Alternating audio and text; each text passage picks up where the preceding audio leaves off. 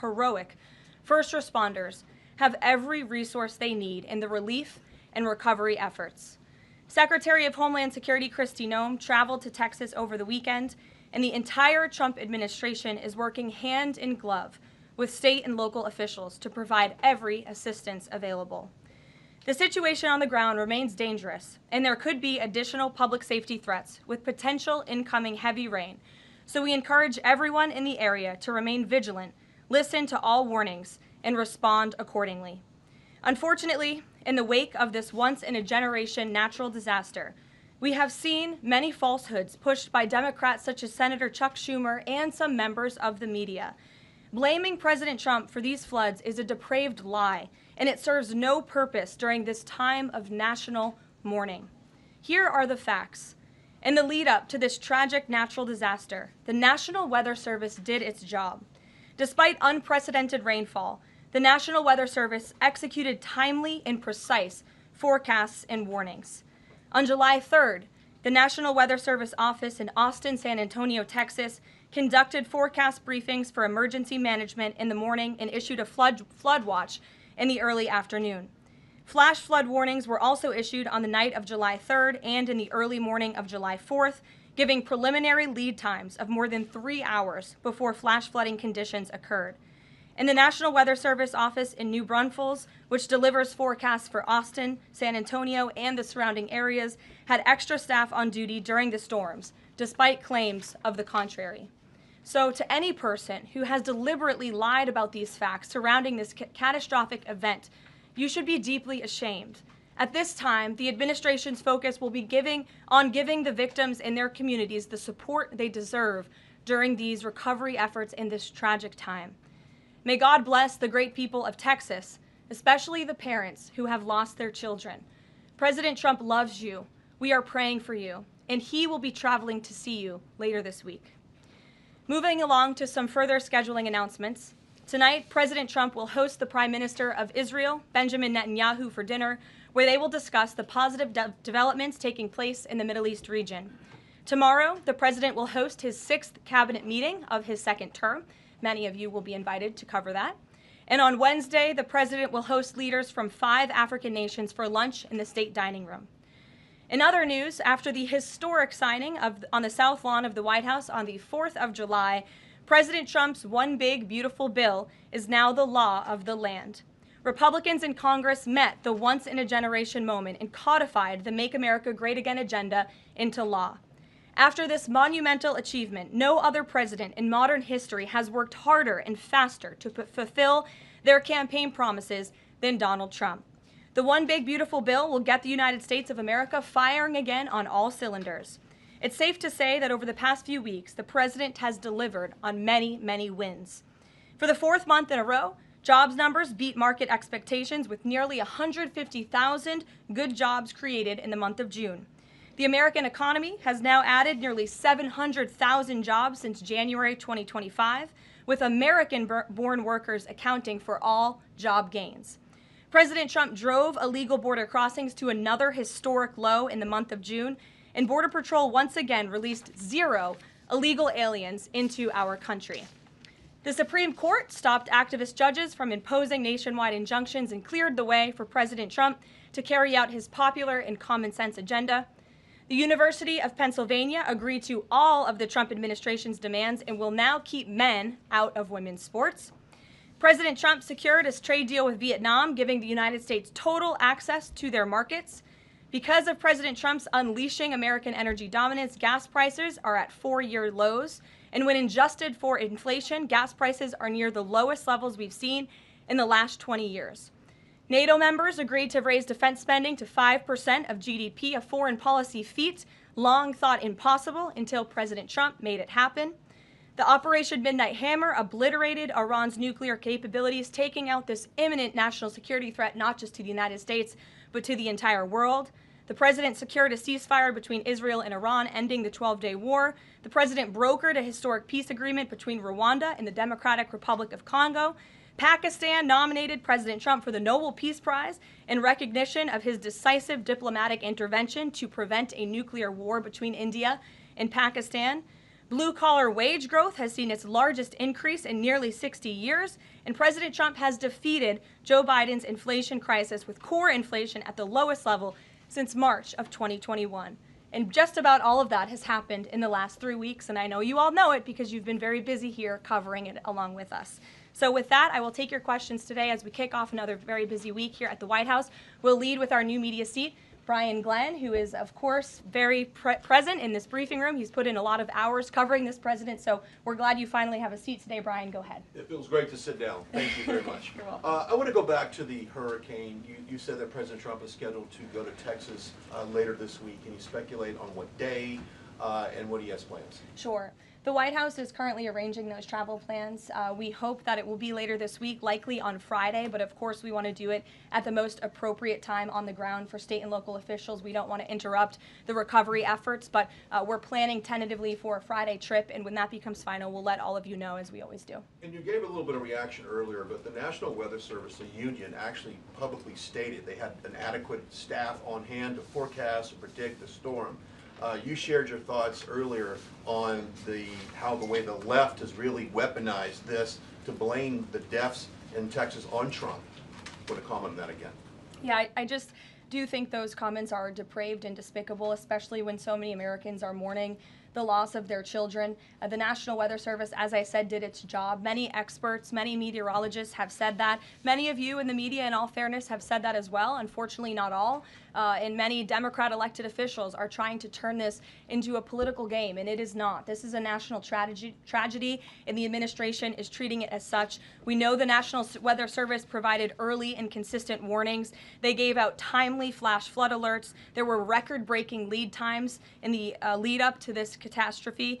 There is ongoing flood monitoring, and these offices were well staffed. In fact, one of the offices was actually overstaffed. They had more people than they need.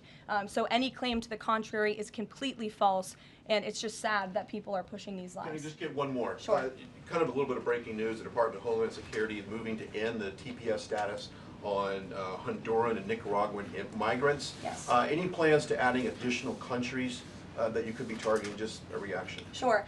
Well, I won't get ahead of the Department of Homeland Security on additional countries, but as you pointed out, they did end temporary protective status for Nicaraguans and Hondurans in this country because TPS, temporary protective status, is temporary by definition. It is not meant to be a permanent path to residency or citizenship here in the United States of America. It was originally granted to Nicaraguans following a natural disaster in 1999.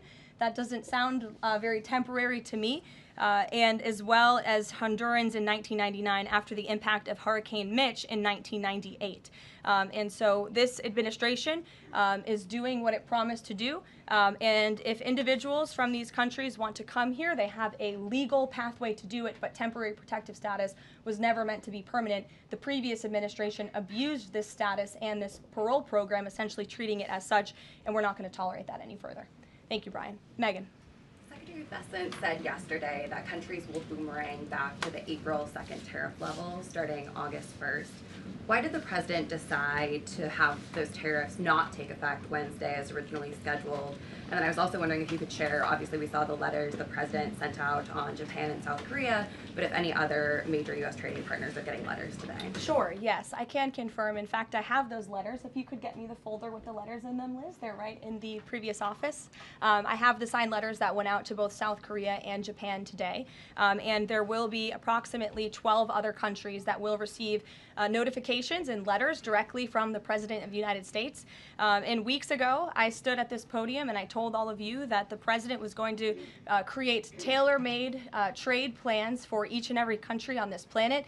And that's what this administration continues to be focused on. The President will also sign an executive order today delaying the July 9th deadline to August 1st. So the reciprocal tariff rate or these new rates that will be provided in this correspondence to these foreign leaders will be going out the door within the next month, or deals will be made. And those countries continue to negotiate with the United States. We've seen a lot of positive developments in the right direction, but the administration, the president, and his trade team want to cut the best deals for the American people and the American worker That's what they're focused on. And in the effort of transparency, these letters will continue to be posted to Truth Social, so you can enjoy them yourself. Go ahead.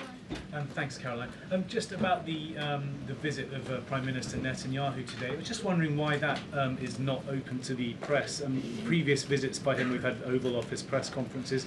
Does that reflect somehow the kind of sensitivity of this particular visit? No, they're having a private dinner. There's many important matters that are obviously ongoing in the region, as you know. The utmost priority for the president right now in the Middle East is to end the war in Gaza and to return all of the hostages.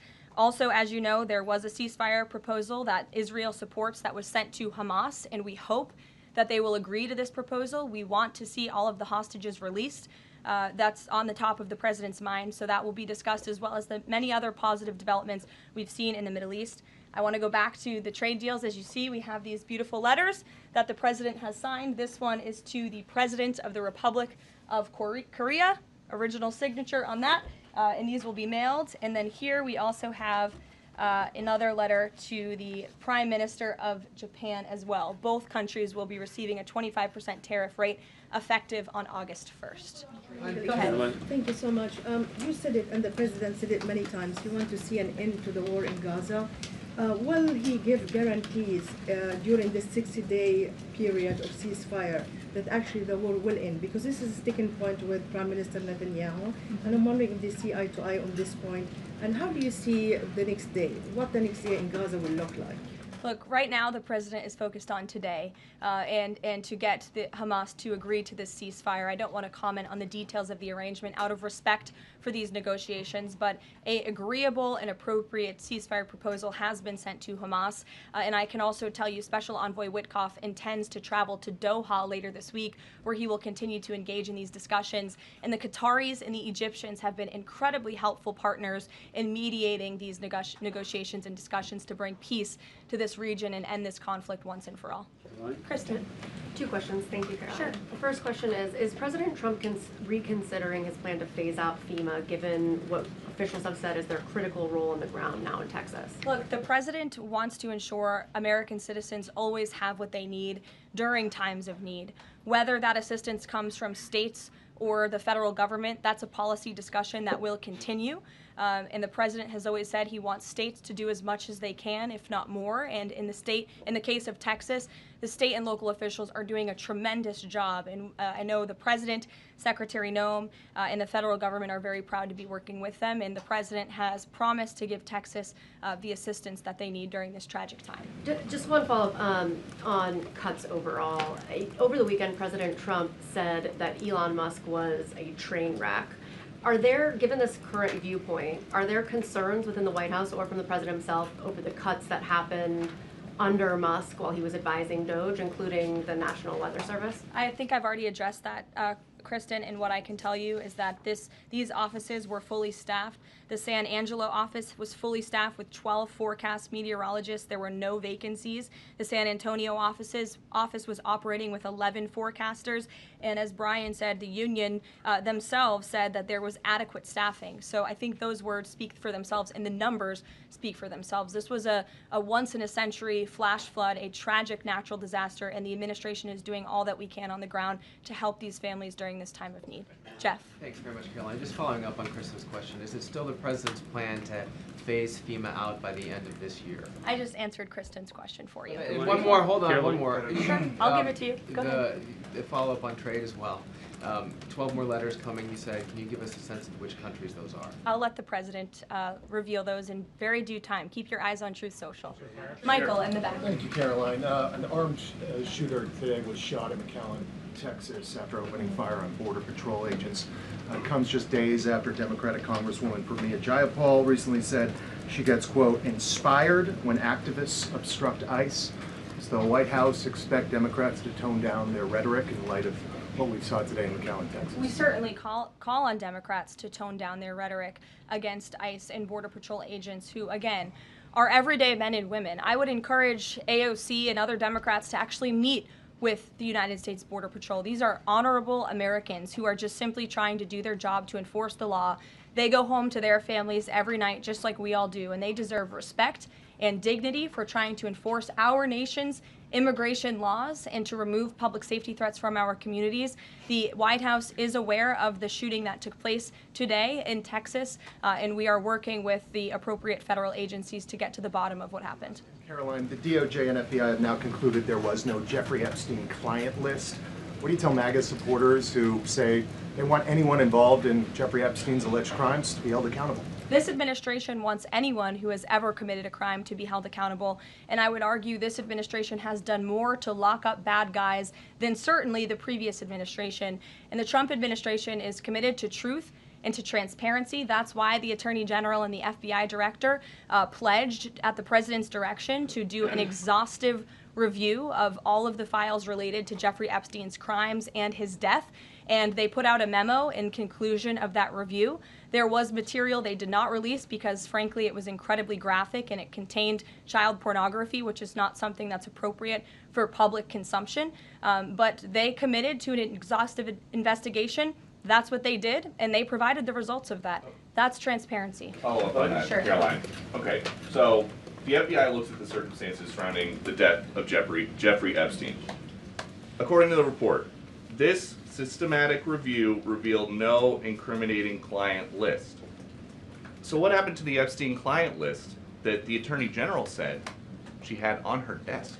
Well, I think if you go back and look at what the Attorney General said in that interview, which was on your network, on Fox News. Got the quote. Go ahead. John Roberts said, DOJ may be releasing the list of Jeffrey Epstein's clients. Will that really happen? And she said, it's sitting on my desk right now to review.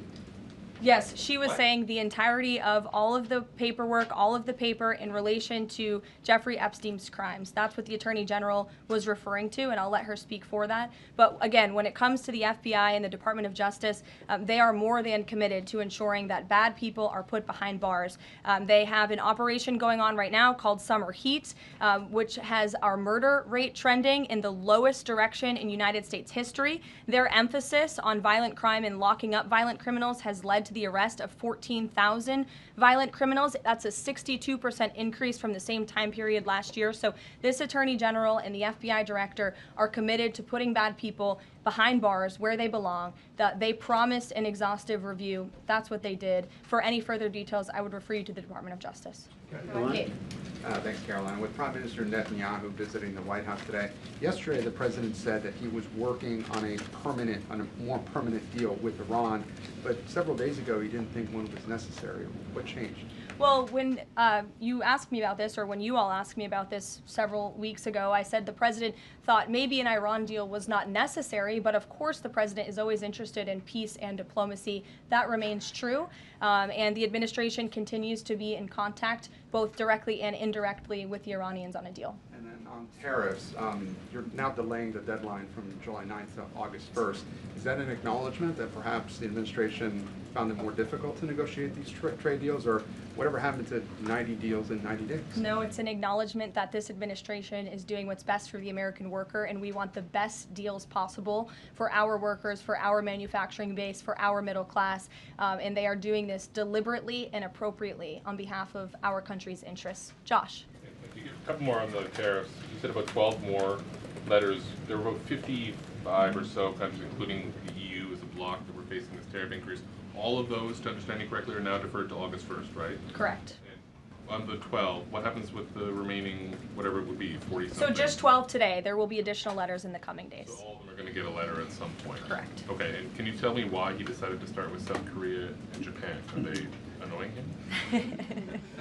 It's the president's prerogative, and those are the countries he chose. And on the sectoral tariffs, it's our understanding that these continue to be a separate track. We're still waiting on a bunch of those. That's right. Can you give us any timing update on when he's going to move on, for instance, semiconductor tariffs and other things that are still in the hopper? I don't have a timing update, but for where they are in the process, I would defer you to the Department of Commerce. Should we expect deals finally as well? He announced his Vietnam deal. Are you close on any other countries? The president and the administration, yes, we are close. But again, the president wants to ensure these are the best deals possible.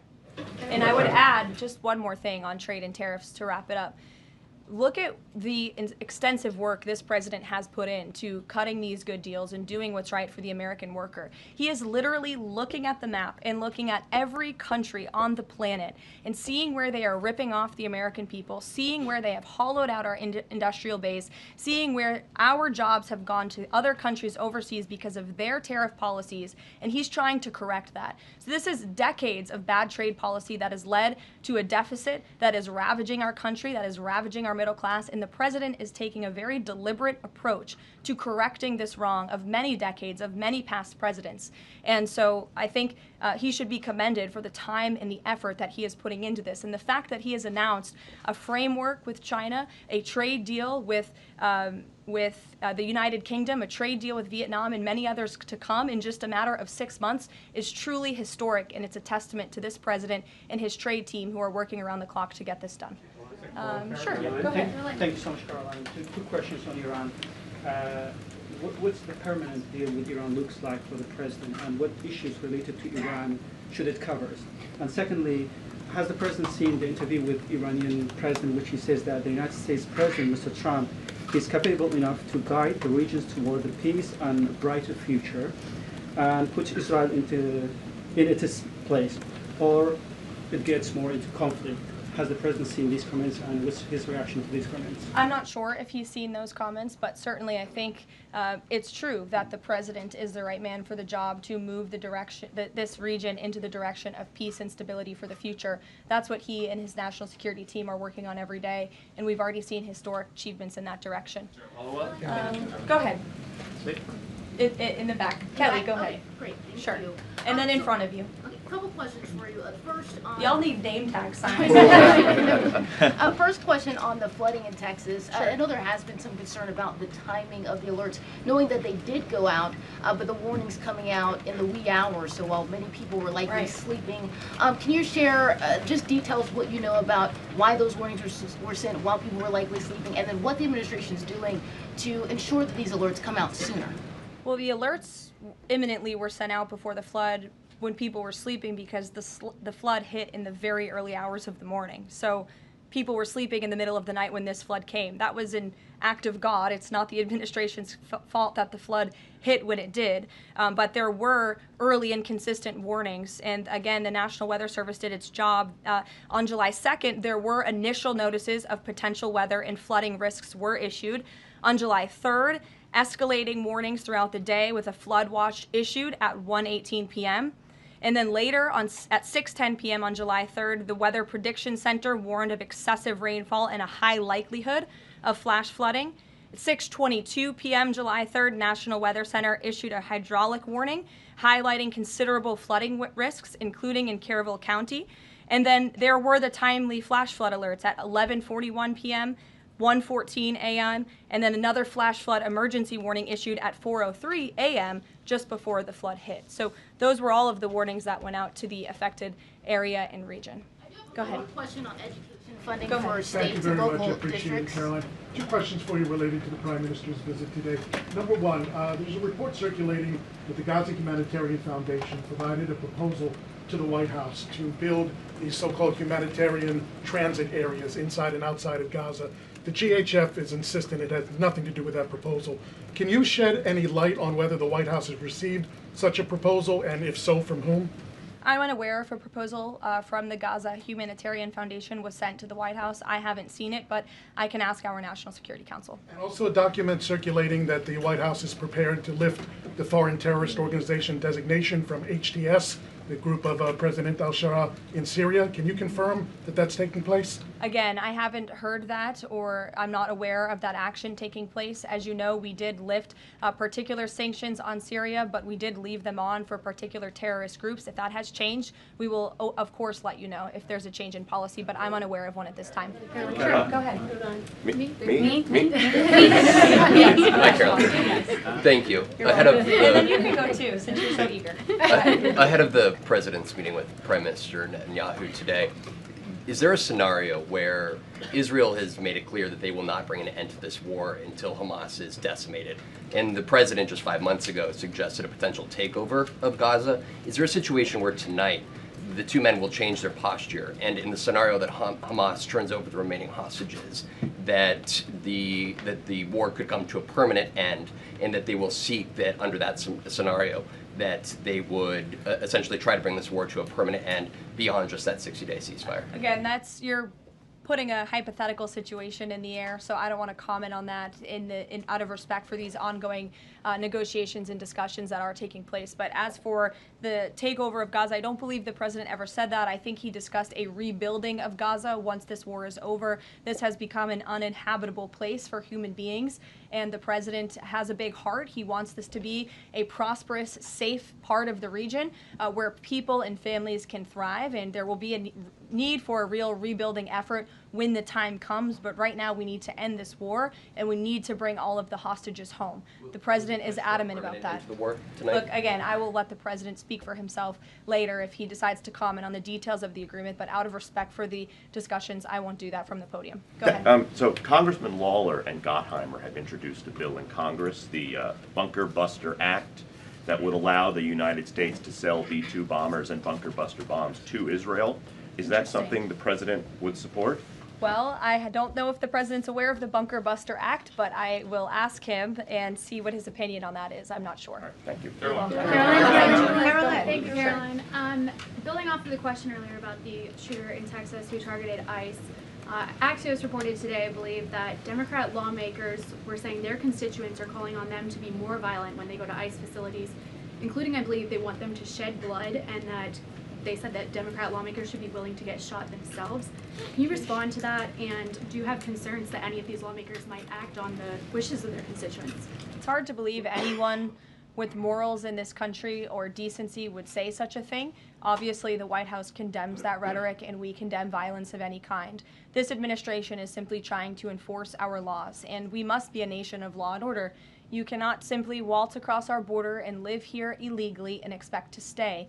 We are going to enforce our nation's laws, and the men and women who are doing that are doing so in a respectful way. They are doing so within the confines of the law, and they are just trying to do their jobs. And we condemn any violence or any calls for violence of any kind against any American. Go ahead. Thank you, Caroline. I wanted to ask you if... I was not calling on you, but you can go ahead. It's fine. There's a lot of people in here today. President Trump already saw the letter that the Colombian President Gustavo Petro sent him, apologizing for his comments a few weeks ago, suggesting that there was an involvement from the U.S. government in an alleged coup d'etat in Colombia. And Secretary Rubio recalled the U.S. Chartered Affairs in Colombia. Did President Trump saw that letter, and what do you think about the comments from President Petro suggesting that the U.S. has some kind of involvement in a coup? I'm not sure if the president has seen that letter, but I can check with him in the National Security Council. We will get you a response if you follow up with my team. We will find out for you. Caroline. Sure, go ahead. Iris, go ahead. Thank you, Caroline. Thank you, Caroline. On two topics. I love how excited everyone is on Monday. Yes, Raquel, you can go after. On two topics. First, tariffs. The president announced last night that any countries aligning themselves with the anti-American policies of BRICS will be charged with an additional 10% tariff. Can you tell us more details on that? What specific policies is the president talking about here? What policies should countries stay away from to avoid being subject to additional tariffs? Sure. Well, the president feels, generally speaking, that BRICS is seeking to undermine the interests of the United States. It's the president's utmost responsibility to put the interests of the United States first. That's how he views his job as president. So he's going to ensure that America is fairly treated on the world stage, and he'll take any action necessary to prevent countries from taking advantage of the United States and our people. Raquel, go ahead. On illegal immigrants, Reuters' Tom Homan told us this morning that ICE will have to arrest 7,000 illegal immigrants every day for the remainder of this administration to just catch the ones that were let in during the last administration. I'm wondering what the new resources and manpower, of course, given by the Big Beautiful Bill, which of course opens the door for ICE to hire additional 10,000 agents and officers. What's the administration's expectations now for daily arrest numbers going forward in the upcoming months? Sure. I'll let the Secretary of Homeland Security and her department speak on what they're looking for in terms of daily numbers. What I can tell you is I receive the daily reports each morning, and ICE is out there doing the jobs that they swore an oath to do, and they are removing public safety threats from our communities every day, and our country is becoming a safer place because of their efforts. And the One Big Beautiful Bill bill that is now law will give significant resources to ICE and Border Patrol to continue the tremendous work that they are already doing. And I think every American who wants to live in a safe neighborhood should be grateful for their efforts. Right. Thank you, Caroline, so much. Raquel, and then I can go to Caroline, you. so much. And then you, Dr. Harper. Thank you, Caroline. It's a follow-up on the BRICS question. So does President Trump believe that the BRICS are getting stronger or trying to isolate the United States? And how close is he monitoring this summit that is taking place in Brazil right now? He's closely monitoring it, which is why he put out a statement himself. He does not perceive these countries as growing stronger. He just perceives them as trying to undermine the United States' interests, and that's not okay with him, no matter how strong or weak a country may be. Go ahead. Yes, go ahead. Yes. As promised, yes, go ahead. Thank you. Does Trump have a vision for post-war Gaza? You mentioned, he's talking about now the ceasefire, but does he support permanent or temporary Israeli presence in the Gaza Strip? Does he continue to see a continued role for the Gaza Humanitarian Foundation to continue to operate in the Gaza Strip? Well, as you know, because we've talked about it before, the president has directed aid to be moved into the region, and that has been taking place. You've actually seen people in the Gaza Strip yelling out, "Thank you, Trump," for the aid and for the meals that they have received, because the previous administration never did that for some reason. But this president, again, wants to see peace and stability in the region. So as I outlined previously, he views this part of the region as having a real chance at being peaceful and prosperous. But again, we need to end this war. We need to get all the hostages home, and Hamas needs to accept this proposal in order to do that. Dr. Harper, go ahead. I'm Dr. Anthony Harper with the Intermountain Christian News. Thank you for taking my questions. Given the nature of the Palestinian Authority, with their pay to slay, teaching Jew hatred to children, corrupt leaders, and no elections for 19 years, who does President Trump support to govern Area A and Area B to prevent Hamas from ruling? And what is President Trump's position on Israeli sovereignty? Sure. Well, the president believes Israel, of course, has a right to defend itself. As for the first part of your question, you're getting ahead, Dr. Harper. As I told you, the president wants Hamas to accept this proposal right now. He wants to see peace in this region, and he's committed to doing that. Sean. Hey, Caroline, can you just please walk us through the decision to halt the supply of weapons to Ukraine at a time when Russia is really hitting Ukrainian cities and civilians? Was that the president who decided that, or did the Pentagon do it without his approval? No, neither of those things are true. I'm happy to walk you through it. This was a standard review by the Pentagon of all weapons and all aid and all support that the United States is providing all countries and all regions around the world, not just Ukraine.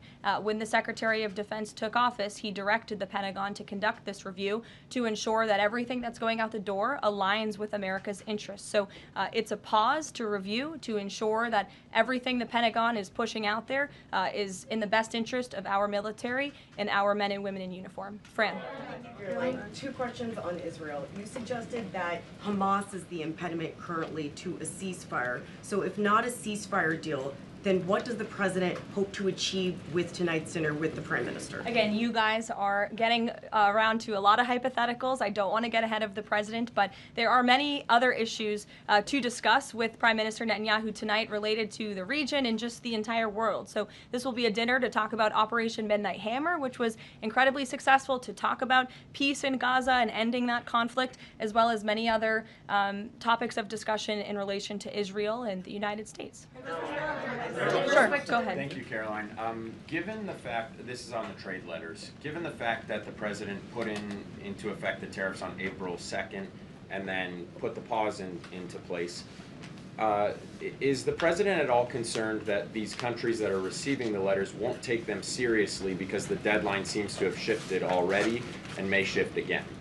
They will take the letters seriously because they have taken the president seriously, and that's why the president's phone, I can tell you, rings off the hook from world leaders all the time who are begging him to come to a deal. And this administration is working hard to ensure those deals are in the best interest of the American people. And this delay, again, is in the best interest of the American people. And you all will continue to see these letters released on the president's Truth Social, and we will see you all later. Thank you, guys. Thanks, Caroline.